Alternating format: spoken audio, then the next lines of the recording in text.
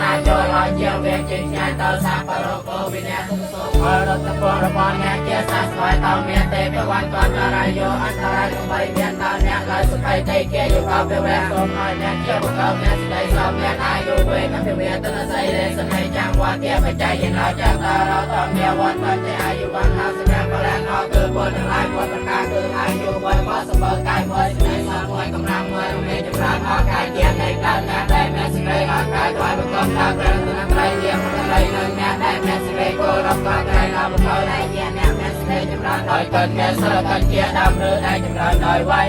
គឺចាប់ប្រតិចាប្រពន្ធជាអនុពាវេអ្នកដោយអនុពានៃប្រពន្ធគ្រប់ព្រះអង្គសត្វផងមានអនុពាវេអ្នកដោយអនុពានៃអរតពុសព្វសង្ឃាអនុពាវេអ្នកដោយអនុពានៃសង្ឃទងបតរតនាធម្មរតនាសង្ឃរតនាបណ្ណារតនានាងអនុពាវេអ្នកដោយអនុពានៃដើម្បីគឺបតរតនាមួយធម្មរតនាមួយសង្ឃរតនាមួយចក្ររាស័យពិសាសភមខន្តិអនុពាវេអ្នកដោយអនុពានៃbuồn quan thế ta thì nhà nó phiêu về nè đòi ăn nó phiêu này lúc này bây giờ sao ăn nó phiêu về nè đòi ăn nó phiêu này sao và bây giờ nó say sang về thế rồi kia rồi tương lai tụi con này nè sang về thế bây giờ phải tương lai tụi con này nè sang về thế anh ta hay đã anh ta hay tương lai tụi con này nè sang về thế mà tao biết là tụi con tụi con này nè sang về thế cho nên bọn ta đi con nó ra tương lai tụi con này nè sang về thế ông nghe ta liền ông nghe ta tương lai tụi con này nè bây giờ sang cái số thôi bây giờ ta tao hay đi qua cái con này đời ai luôn đó là quan cái con sẽ chúng ta đời con sẽ quan cái con sẽ chúng ta đời cho nên được đây là quan cái con sẽ chúng ta đời vô tới quan cái là quan cái con sẽ chúng ta đời công năng quan là quan cái con sẽ chúng ta đời quan sẽ mở ra sẽ quan cái con sẽ chúng ta đời sau quan được sao mà chia luôn mới biết nơi nghe ơi mà sao sao cái đâu mà đâu có bây giờ về để sẽ đây không được đâu phải biết là mai này sau cả sai chúng ta là biết sau là mai này tương lai cái anh ấy cả anh ta ra ya để anh ta ra anh ta tao nói tên cha này ai cũng biết nghe con nghe không nghe chỉ đau nuôi gì vậy sơn